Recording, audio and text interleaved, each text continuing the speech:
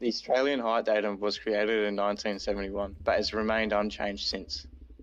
As the Earth is always changing, a model is required which can allow for this change and make up for the flaws in the datum.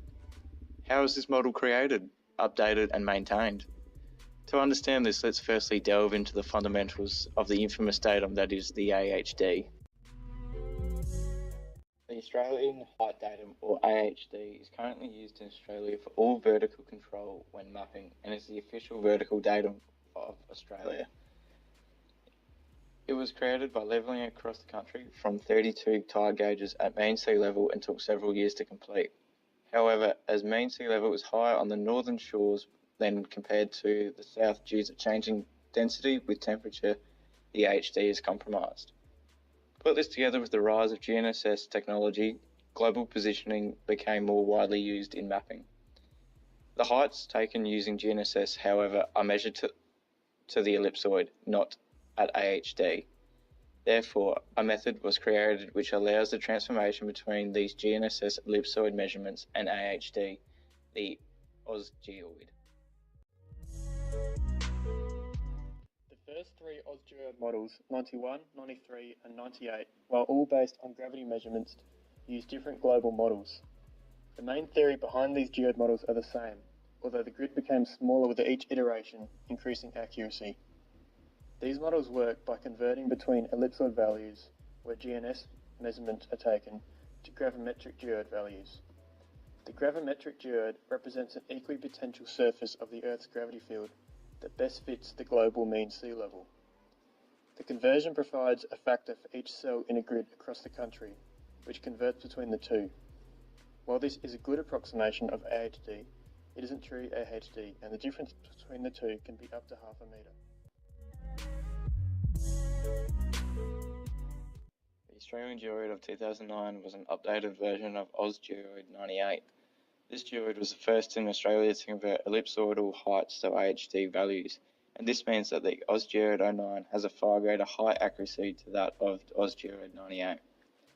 AUSGeoid 09 builds upon the two previous geoid models by using gravimetric data collected via satellite observations and 1.3 million points from Geoscience Australia's land gravity database, along with a geometric element which is derived from AHD and GPS data. With a 2-kilometre grid across Australia, the expected accuracy of the AUSGeoid 09 is plus or minus 5 centimetres. However, there are still areas within Australia where the geoid doesn't provide a great fit, as shown in this image. However, the AUSGeoid fits best around population centres. The AUSGeoid 09 fundamentally was made to produce an accurate model of the offsets between the GRS 80 ellipsoid and AHD 71. Like AUSGeoid 09, AUSGeoid 2020 has both a geometric and a gravimetric component. The geometric component represents the difference between AHD and the GNSS elevation. The gravimetric component represents the difference between the ellipsoid and the geoid. The gravimetric component is calculated using GNSS techniques to find the elevation, then finding the difference between this and the geoid. The gravimetric component is found using several ways, using data from satellite missions such as GRACE and GEOE, retract satellite altimetry, and localised airborne gravity, land gravity data from the Australian National Gravity Database, as well as a DEM to apply terrain corrections. AUSGeoid 2020 also provides an uncertainty value for each 1 by 1 minute grid, something which no AUSGeoid has had before.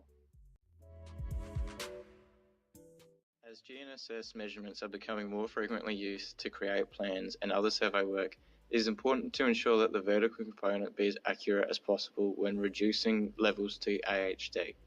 Therefore, by keeping the AUSGeoid up to date and as close to AHD as possible, the accuracy of the conversion is kept high.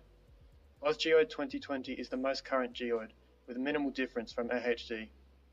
Future dynamic geoids should be designed to increase the accuracy of the geoid height to AHD, but they will still have to be maintained to ensure accuracy for all survey plans.